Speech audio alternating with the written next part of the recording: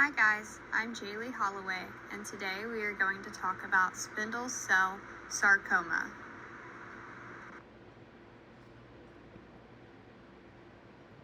What is spindle cell sarcoma? Well, it is a cancerous soft tissue mass that often starts in the bone.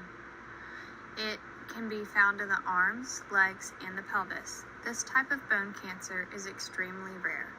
It only makes up about 2 to 5% of all bone cancers.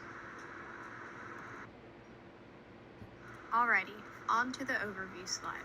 Spindle cell sarcoma falls under the skeletal classification and is caused by an uncontrollable division of spindle cells. This can be caused by fractures or a variety of genetic disorders, but it can also be spontaneous. Some of the signs can be swelling, a lump or a mass. The symptoms can include bone pain, fatigue, and tenderness to the area. With that being said, it is possible to have no signs or symptoms, which is quite scary. The radiographic appearance can vary anywhere from looking grainy, cloudy, fluffy, or even streaky. To determine if it is spindle cell sarcoma, they would have to do a biopsy afterwards.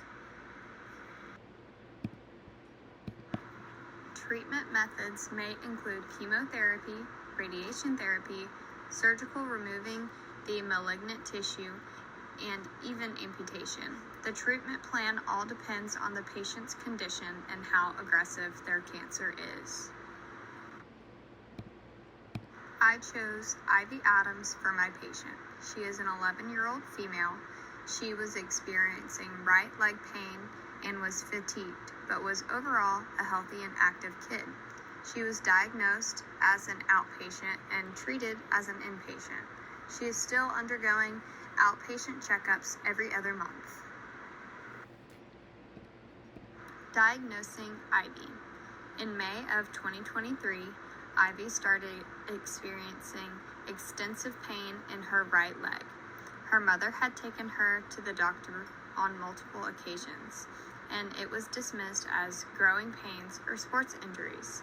Luckily, her mother kept advocating for her daughter, and they finally ordered an x-ray for her leg in June of 2023. This is when their worst nightmare became a reality. They finally knew what was wrong. They found a 26 centimeter long tumor going from the top of her knee all the way up along her leg. After this, they did a biopsy which confirmed she had spindle cell sarcoma of the bone. Ivy's treatment. Starting August of 2023, Ivy had to do 6 cycles of chemo to try and stop the growth of the tumor. By November 2023, they decided to have the surgery because the chemo wasn't working and the tumor was still growing. They ended up having to remove her whole femur and put in a growing prosthesis custom made for her to eliminate the need for future surgeries. In December of 2023, she finished her chemo and had to undergo physical therapy to relearn to walk with her new leg. Ivy's custom growing prosthesis. Growing prosthesis are most common in children with bone cancers that need limb salvaging surgeries. These images are from the articles I read about Ivy. They said that they were her post-op images. This is the end of my presentation. Thank you for taking your time to learn about spindle cell sarcoma and Ivy's story.